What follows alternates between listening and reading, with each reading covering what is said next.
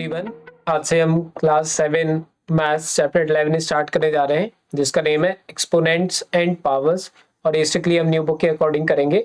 देखिए, इसकी exercise start करने से पहले हम जान लेते हैं न्यू बुक के अकॉर्डिंग टोटल कितनी एक्सरसाइजेज है और क्या क्या हमें पढ़ना है।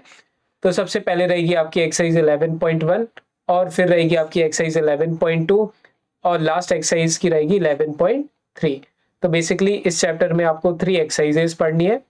सबसे पहले हम जानते हैं एक्सपोनेंट और पावर का मतलब क्या होता है।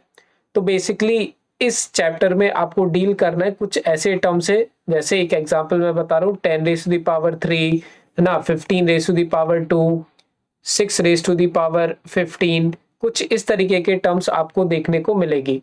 क्लियर। तो इसमें जो ये 3 है ये हमारी पावर कहलाएगी, या फिर हम इस पूरे को बोल सकते हैं एक्सपोनेंशियल फॉर्म। क्लियर। तो ये जो ऊपर वाली वैल्यू रहती है ये पावर्स कहलाती है, और ये पूरा जो कंप्लीट फैक्टर रहता है, ये इस तरीके का ये जो टर्म रहता है ये कहलाता है हमारा एक्सपोनेंशियल फॉर्म। तो बेसिकली आपको क्या दिए रहेंगे, कुछ 2-4 एक्सपोनेंशियल फॉर्म्स दिए रहेंगे और उनको आपको मल्टीप्लाई करना पड़ेगा या फिर डिवाइड करना पड़ेगा, या फिर अलग अलग तरीके से ये एक्सप्रेशन दे करके रहेंगे और हमें उसको सॉल्व करना पड़ेगा। जैसे 10 रेज़ टू द पावर 3 लिखा हुआ है, इसको आप मल्टीप्लाई करके वो दे देंगे आपके लिए 2 रेज़ टू द पावर 5 और कहेंगे इसको सॉल्व करके बताओ। क्लियर। या फिर इसी को डिवाइड में भी बोल सकते हैं, जैसे एक और एक्सप्रेशन ये नीचे वाला मैं बता रहा हूँ आपके लिए 15 रेज़ टू द पावर 2, और इसमें बोल देंगे कि इसको डिवाइड करो 3 रेज़ टू द पावर 7 से। क्लियर। एक बार और अच्छे से समझेंगे कि हमें बेसिकली क्या करना है, इन एक्सपोनेंशियल फॉर्म को प्लस माइनस मल्टीप्लाई डिवाइड करना सीखना है इस चैप्टर में। क्लियर। इसलिए इस चैप्टर का नाम है एक्सपोनेंट एंड पावर्स। अब हम स्टार्ट करते हैं एक्सरसाइज 11.1। जैसे जैसे क्वेश्चंस करते जाएंगे वैसे वैसे अलग अलग टाइप के हमारे कंसेप्ट्स क्लियर होते जाएंगे। सबसे पहले हम आ जाते हैं एक्सरसाइज 11.1 पर। एक्सरसाइज 11.1 का सबसे पहले देखेंगे हम क्वेश्चन नंबर 1। इसमें लिखा हुआ है फाइंड द वैल्यू ऑफ। कोई दिक्कत नहीं होगी, आराम से करेंगे, बहुत इजी चैप्टर है। एक एक स्टेप करके आगे हमें बस बढ़ते जाना है। तो क्वेश्चन नंबर 1 करते हैं। हमें क्या करना है, इनकी वैल्यूज फाइंड करनी है।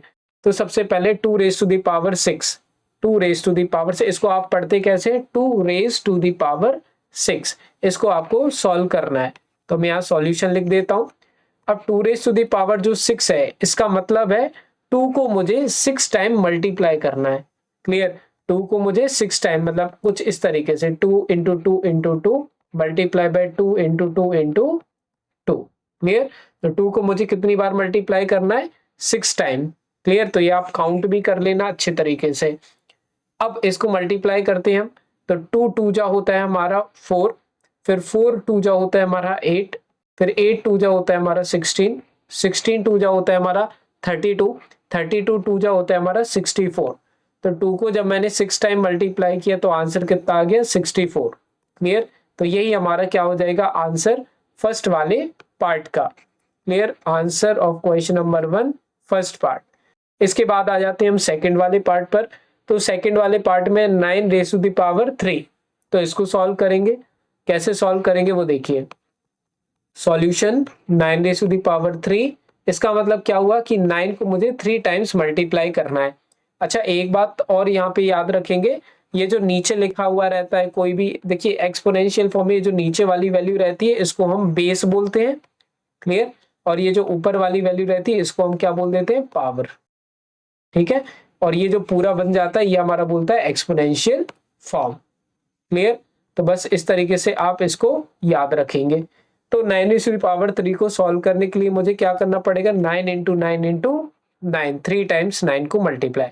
अब मुझे ये तो पता है कि 9 9 जब मेरा होता है 81, अब 81 को भी मुझे 9 से मल्टीप्लाई करना पड़ेगा। तो मैं साइड में करके देख लेता हूँ। 9 1 जा 9, 9 8 जा 72, तो 729 आ रहा है। कितना आ रहा है, 729। तो ये सेकंड वाले पार्ट का आंसर आ जाएगा मेरा 729। क्लियर। इसके बाद आ जाओ बच्चों थर्ड वाले पार्ट पर।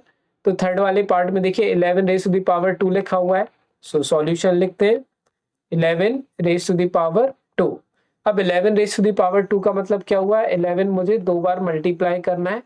क्लियर। तो 11 इंटू 11 करेंगे तो देखिए वैसे तो 121 आएगा, लेकिन मैं आपको मल्टीप्लाई करके बता देता हूँ। 1 1 जा 1, 1 1 जा 1 और 1 1 जा 1, 1 1 जा 1। तो इस तरीके से 121 हमारा आंसर आ जाएगा थर्ड वाले पार्ट का। क्लियर है? अब हम आ जाते हैं फोर्थ वाले पार्ट पे, क्योंकि ये लास्ट पार्ट मेरा इस क्वेश्चन नंबर 1 का। तो देखिए फोर्थ पार्ट में लिखा हुआ है, सॉल्यूशन लिखते हैं हम। 5 raise to the power 4। 5 raise to the power 4 का मतलब है 5 को मुझे 4 टाइम्स मल्टीप्लाई करना है। ठीक है, इसको कैसे सॉल्व करेंगे? 5 5 जा 25, फिर 25 इंटू 5 करेंगे तो 125 आ जाएगा, और फिर 125 को मैं कर देता हूं मल्टीप्लाई फिर से 5 से। क्लियर? तो 5 5 जा 25, 5 2 जा 10, 11 12, 5 1 जा 5 और प्लस 1 6। तो ये आ जाएगा मेरा 625। तो लास्ट वाले पार्ट का क्वेश्चन 1 का आंसर क्या हो जाएगा? 625। तो कुछ इस तरीके से हमें बच्चों क्वेश्चन नंबर 1 करना था। हमने बेसिक कंसेप्ट देखे कि एक्सपोनेंट पावर का मतलब क्या होता है, बेस क्या होती है, पावर क्या होती है, एक्सपोनेंशियल फॉर्म क्या होता है। क्लियर? और हमारा क्वेश्चन 1 हो चुका है कंप्लीट। इसके बाद देखेंगे हम क्वेश्चन नंबर 2 नेक्स्ट वीडियो में। सारी वीडियो की लिंक आपको डिस्क्रिप्शन में देखने को मिलेगी। प्लेलिस्ट बनी हुई है हर चैप्टर की, उस प्लेलिस्ट की लिंक पर क्लिक करेंगे, डिस्क्रिप्शन में लिंक है, तो आपकी कंप्लीट वीडियो एक साथ ओपन हो जाएंगी। क्लियर? और आप कंप्लीट चैप्टर एक साथ चेकआउट कर सकते हैं। तो मिलते हैं बच्चों नेक्स्ट वीडियो में। कोई भी डाउट रहे कमेंट सेक्शन में पूछिए। बाय।